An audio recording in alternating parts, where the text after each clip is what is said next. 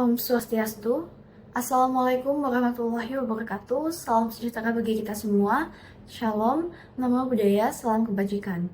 Perkenalkan, kami dari kelompok B1 mohon izin untuk menyampaikan hasil student project yang telah kami susun sebelumnya. Adapun case yang kami dapatkan yaitu Baby Jolie, 10 months, 11 kg, came to your practice complaining of a fever, cough, and runny nose for 5 days. After a physical examination, an acute otitis media was diagnosed. Baik, sebelum masuk ke problem atau permasalahan, izinkan saya untuk memperkenalkan diri lebih dahulu. Perkenalkan, nama saya Ashifa Dewina Paren dengan 3 digit NIM terakhir 008. Berdasarkan kasus yang telah diberikan, bayi Jolie, usia 10 bulan dengan berat badan 11 kg, datang ke fasilitas pelayanan kesehatan primer dengan keluhan demam, batuk, dan pilek selama 5 hari. Berdasarkan pemeriksaan fisik, bayi tersebut didiagnosis mengalami otitis media akut, yaitu peradangan pada telinga tengah yang sering terjadi sebagai komplikasi dari infeksi saluran pernapasan atas atau ISPA. Pada bayi, tuba Eustachius yang lebih pendek, lebar, dan horizontal memudahkan bakteri dan virus berpindah dari nasofaring ke telinga tengah sehingga meningkatkan resiko otitis. Infeksi virus pada saluran pernapasan atas dapat menyebabkan disfungsi tuba Eustachius dan akumulasi cairan di telinga tengah, yang kemudian menjadi media pertumbuhan bakteri patogen seperti Streptococcus pneumoniae, Haemophilus influenza non-type Able, dan Moraxella catarrhalis. Gejala awal demam, batuk, dan pilek merupakan tanda ISPA yang mendahului otitis. Pada bayi yang belum dapat menyampaikan keluhan secara verbal, tanda-tanda otitis seperti rewel, menarik-narik telinga, dan gangguan tidur perlu diperhatikan sebagai indikasi infeksi telinga tengah. Masalah utama pada kasus ini adalah penyakit infeksi akut telinga tengah. Selain itu, aspek psikososial keluarga juga penting diperhatikan karena infeksi berulang dapat menimbulkan stres pada pengasuh. Penanganan komprehensif meliputi pengobatan, edukasi orang tua, dan pencegahan melalui imunisasi serta pengendalian faktor resiko agar komplikasi dan kekambuhan dapat diminimalkan. Sekian yang dapat saya sampaikan, selanjutnya dijelaskan oleh teman saya. Baik, sebelumnya perkenalkan saya Made Suryandana Pasa dengan 3 digit terakhir 018. Di sini ada pun therapeutic objektif yakni fokus untuk meredakan nyeri demam dan nyeri terlebih dahulu. Selanjutnya yakni dengan menyembuhkan dari infeksi dari omat tersebut secara perlahan.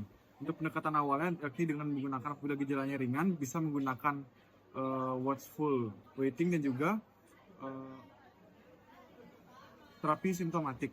Nah, bisa dia menghindari terlebih dahulu penggunaan antibiotik dengan menggunakan sistem watchful waiting. Alasan penggunaan watchful waiting ini adalah untuk yang pertama tadi adalah tidak menggunakan antibiotik secara berlebihan untuk menghindari dari risiko resistensi. Ini sekian dari saya, terima kasih. Baik, mohon dilanjutkan. Perkenalkan, nama saya Gusti Angga Dharma dengan 3 digit nomor NIM saya 022. Ringkasan untuk melanjutkan, jadi amoxicillin sendiri itu merupakan antibiotik lini pertama yang direkomendasikan dalam penanganan otitis media akut atau MMA pada bayi karena memiliki spektrum yang luas terhadap bakteri penyebab utama seperti Streptococcus pneumoniae, Haemophilus influenzae, dan juga Moraxella catarrhalis. Nah, keunggulannya itu merupakan efektivitas yang tinggi dalam membasmi patogen penyebab penyakit. Nah, profil keamanan yang baik pada anak-anak juga mendukung. Selain itu juga kemudahan dalam penyesuaian dosis berdasarkan berat badan. Selain itu, ketersediaan dalam bentuk sirup dan oral itu banyak tersedia di apotek-apotek sehingga menjadikannya praktis dan nyaman untuk diberikan pada bayi usia 10 bulan yang belum bisa menelan tablet. Nah, dari studi yang kami dapat itu menunjukkan bahwa amoxicillin memiliki tingkat keberhasilan terapi yang tinggi dan efek samping yang minimal dibandingkan dengan antibiotik lain seperti amoxicillin clavulat atau azitromisin. Meskipun demikian, risiko resistensi tetap menjadi perhatian penting sehingga nantinya kita sebagai tenaga medis perlu mengacu pada pedoman terkini dan juga data lokal saat meresepkan dan juga memantau respon terapi dalam rentan waktu 48 sampai 72 jam sejak pengobatan dimulai, dan tetap diperlukan untuk menentukan keberhasilan pengobatan atau evaluasi lebih lanjut dalam setelah pemberian obat. Nah, Pertimbangan dampak psikososial pada pasien dan juga pengasuh sangat perlu diperhatikan sebagai seorang tenaga kesehatan. Baik, sebelumnya terima kasih atas kesempatannya. Mohon izin Prof, perkenalkan nama saya Vanatan Sujita dengan 3 digit NIM terakhir 006. Nah, jadi pada pembahasan kali ini kita akan membahas suitability, di mana yang pertama itu ada suitability of active substance and dosage form itu. Jadi dalam konteks penanganan otitis media akut ini, amoxicillin ini diakui sebagai antibiotik lini pertama yang dapat sangat direkomendasikan karena memiliki spektrum aktivitas luas ya terhadap patogen umum seperti Streptococcus pneumoniae, Haemophilus influenza, dan Moraxella catarrhalis. Nah, efektivitasnya ini dalam membasmi bakteri penyebab otitis media akut disertai profil keamanan yang baik, membuat amoxicillin banyak digunakan dalam praktik pediatri tanpa meningkatkan risiko efek samping yang signifikan. Nah, keunggulan lain dari amoxicillin ini adalah kemudahan penyesuaian dosis berdasarkan berat badan serta ketersediaan dalam bentuk sirup kering atau suspensi oral yang sangat cocok juga berdasarkan kasus ini di mana bayi itu masih berusia 10 bulan yang belum dapat menelan tablet. Selanjutnya ada yang kedua yaitu suitability of dosage schedule. Jadi jadwal pemberian dosis amoxicillin ini dinilai sesuai dengan kaidah farmakoterapi rasional karena mempertimbangkan berat badan bayi yang masih 11 kg dengan kisaran dosis 40 sampai dengan 90 mg per kilogram berat badan per hari. Yakni dosisnya untuk bayi tersebut adalah 440 sampai dengan 990 mg per hari yang dibagi menjadi 3 kali pemberian, yaitu kisaran 125 sampai dengan 250 mg setiap 8 jam sehingga menjaga kadar terapeutik dalam plasma dan menurunkan risiko efek samping yang terjadi. Di mana penjadwalan ini tidak hanya mempertahankan efektivitas konsentrasi obat di lokasi infeksi, tapi juga memberikan kemudahan bagi orang tua dan pengasuh. Nah, selanjutnya ada suitability of duration, di mana durasi penggunaan amoxicillin yang direkomendasikan itu adalah dalam jangka waktu 7 hingga 10 hari. Merupakan standar terapi untuk otitis media akut pada bayi yang berusia kurang dari 2 tahun. Durasi ini dianggap optimal untuk memastikan eradikasi kuman penyebab mencegah kekambuhan, serta menghindari komplikasi lanjut seperti mastoditis atau gangguan pendengaran permanen. Baik, sekian dari saya. Selanjutnya akan dilanjutkan oleh teman saya. Terima kasih, Prof. Selanjutnya saya akan membahas terkait dengan farmakokinetik dan juga farmakodinamik. Sebelumnya perkenalkan nama saya Kadang Araditya dengan NIM 24025111002. Terkait dengan farmakokinetik itu akan sangat penting pada pemberian obat pada otitis media akut. Yang pertama itu karena apabila kita berikan amoxicillin contohnya, yaitu maka akan terapeutiknya itu akan sangat optimal, yaitu pada permasalahan telinga tengah ini. Selanjutnya juga kita harus mempertimbangkan bahwa dosis yang kita berikan itu harus sesuai dengan umurnya, karena itu akan mempengaruhi farmakokinetiknya. Dan selanjutnya juga adalah apabila kita berikan dekongestan nasal misalnya, itu akan bisa mempercepat, karena itu juga mempengaruhi dari farmakokinetiknya. Selanjutnya pada beberapa kasus itu tidak perlu diberikan antibiotik, karena apabila kita berikan antibiotik berlebihan itu bisa saja menyebabkan resistensi. Baik, selanjutnya saya akan membahas terkait dengan farmakodinamik. Apabila yang kita bahas tadi adalah tentang misalnya antibiotik amoxicillin yang sudah kita berikan pada anak ini. Nah, cara kerja dari amoxicillin ini adalah dia akan menghambat sintesis dari dinding bakteri tersebut sehingga bisa menyebabkan bakteri itu mati dan juga tidak bisa bereplikasi. Dan juga ini sangat efektif dalam biasanya membunuh Streptococcus pneumoniae. Namun efek samping dari pemberian antibiotik itu tentunya akan menimbulkan adanya resistensi. Apabila sudah terjadi resistensi, maka kita harus mempertimbangkan untuk memberikan antibiotik generasi ketiga. Contohnya apabila sudah resisten dengan amoxicillin dan penicillin, kita bisa memberikan ceftriaxone, yang dimana itu tetap akan menimbulkan resistensi kembali, sehingga maka dari itu kita sebagai dokter harus mempertimbangkan untuk pemberian antibiotik itu agar tidak munculnya resisten. Dan yang penting dalam farmakodinamik ini adalah kita harus mengetahui dosis dan juga jangka pemberian waktu agar dapat memberikan hasil terapeutik yang efektif pada otitis media akut ini. Baik, sebelumnya perkenalkan saya Imade Garikas Putra dengan 3 digit NIM terakhir 014. Mohon izin untuk melanjutkan. Adapun bagian selanjutnya adalah drug choice untuk pemilihan obat. Pemilihan pengobatan pada kasus otitis media akut harus didasarkan pada identifikasi penyebab, kemudian resistensi antibiotik, serta profil klinis pasien. Patogen penyebab OMA sendiri seperti Streptococcus pneumoniae merupakan patogen tersering yang dilaporkan resisten terhadap antibiotik, seperti penicillin dan juga amoxicillin, di mana hingga 88% bakteri gram positif dilaporkan resisten terhadap amoxicillin dan juga antibiotik lain. Oleh karena itu, cefalosporin generasi ketiga seperti ceftriaxone dan juga ceftriaxone menjadi alternatif yang lebih efektif karena mampu menembus jaringan telinga tengah dan memiliki spektrum luas terhadap patogen resistensi. Penggunaan mikrolida dan tetrasiklin juga dipertimbangkan ketika antibiotik lini pertama gagal atau pasien alergi terhadap penisilin. Dengan data menunjukkan bahwa 66,4% kasus otitis media pada pediatrik masih ditangani dengan antibiotik lini pertama. Sementara pada kasus yang lebih kompleks, digunakan antibiotik spektrum luas dengan yang dilaporkan oleh penelitian dalam menangani OMA itu sendiri. Dalam penanganan OMA, prinsip pengelolaan antibiotik yang rasional perlu diterapkan, termasuk menghindari pemberian antibiotik berlebihan dan mengutamakan observasi serta pengobatan simptomatik pada kasus ringan. Rekomendasi terbaru menekankan bahwa antibiotik hanya diberikan bila terdapat risiko komplikasi atau gejala berat, dengan tujuan untuk memastikan terapi yang lebih efektif, efisien, dan mengurangi risiko resistensi lanjutan. Sekian dari saya. Baik, izin melanjutkan Prof. Sebelumnya perkenalkan, nama saya Imadi Stradipayana dengan 3 digit NIM terakhir 024. Jadi berdasarkan diagnosis otitis media akut pada bayi Juli, di sini kami menyusun resep rasional yang mengacu pada Permenkes nomor 5 tahun 2014. Di mana tujuan terapinya adalah mengurangi gejala seperti demam dan nyeri serta mengatasi infeksi yang mendasari dari penyakit ini. Nah, di sini kami meresepkan amoxicillin dalam bentuk sediaan sirup kering 125 mg per 5 ml dengan dosis 5 ml yang diminum 3 kali sehari setelah makan selama 10 hari. Nah, di mana dosis ini sesuai dengan rekomendasi 10 mg per kilogram berat badan per kali dengan total 2 flakon yang dibutuhkan. Nah, untuk meredakan demam, di sini juga kami menambahkan paracetamol sirup 120 mg per 5 ml yang diberikan 5 ml 3 kali sehari bila perlu. Di mana dosis ini aman dengan berat badan bayi yaitu 11 kg dan cukup diberikan 1 flakon.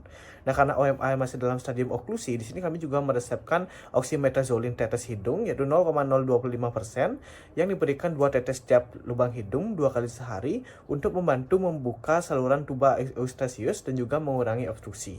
Nah, ketiga obat ini dipilih berdasarkan efektivitas, keamanan, kenyamanan penggunaan, serta kesesuaian usia dan berat badan bayi. Di mana bentuk sediaan cair juga sesuai dengan kemampuan menelan anak usia 10 bulan. Nah, edukasi kepada orang tua meliputi pentingnya menghabiskan antibiotik, membatasi penggunaan dekongestan maksimal 3-5 hari, serta melakukan kontrol ulang dalam 2 minggu untuk menilai resolusi membran timpani juga dibutuhkan. Sekian dapat saya sampaikan, selanjutnya akan lanjutkan rekan saya. Terima kasih. Baik, mohon izin Prof. Perkenalkan, nama saya Putri Takmindari, 3 digit NIM 016. Di sini saya akan menjelaskan terkait komunikasi, informasi, dan juga edukasi pada pasien. Di mana otitis pada kasus ini, yaitu baby Joli dengan bayi berusia 10 bulan dengan berat 11 kg, itu menderita otitis media akut atau OMA. Yang dimana otitis media akut ini merupakan infeksi peradangan pada telinga tengah yang umumnya terjadi pada bayi dan anak, seringkali sebagai komplikasi dari infeksi saluran pernapasan, di mana gejala khas yang muncul seperti demam, batuk, pilek, rewel, dan juga indikasi nyeri pada telinga. Pada diagnosis dan juga tata laksana dari otitis media akut ini tentu memerlukan edukasi yang tepat bagi orang tua atau pengasuh, di mana apabila pengasuhnya juga merupakan lansia, sehingga pengobatan dapat dilakukan secara tepat dan aman. Di mana penata laksanaan otitis media akut pada baby Joli meliputi pemberian antibiotik amoxicillin dengan dosis 80-90 mg kilogram berat badan per hari, yang dibagi dalam 2 dosis, yakni sekitar 440-495 mg setiap 12 jam selama 7-10 hari. Dimana walaupun gejala mungkin membaik dalam beberapa hari, tapi antibiotik harus tetap dihabiskan untuk mencegah resistensi kuman. Sebagai tambahan, paracetamol juga diberikan untuk mengurangi demam nyeri dengan dosis 10-15 mg per kilogram berat badan atau per kali, sekitar 110-165 mg maksimal 4 kali pada 24 jam sesuai dengan kebutuhan.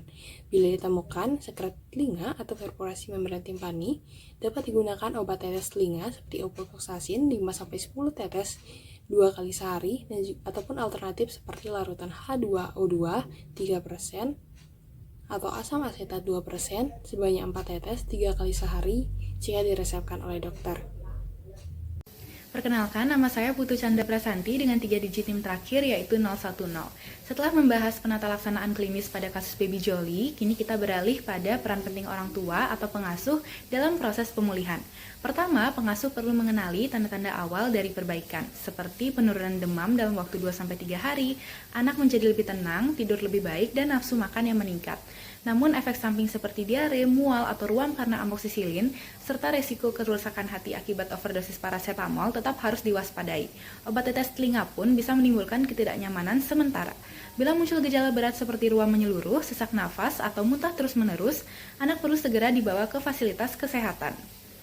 Masalah kepatuhan sering terjadi, terutama pada pengasuh yang merupakan lansia.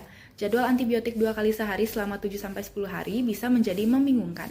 Oleh karena itu, penting untuk mencatat waktu pemberian, memberi tanda setelah minum obat, menggunakan alarm, atau melibatkan anggota keluarga lainnya.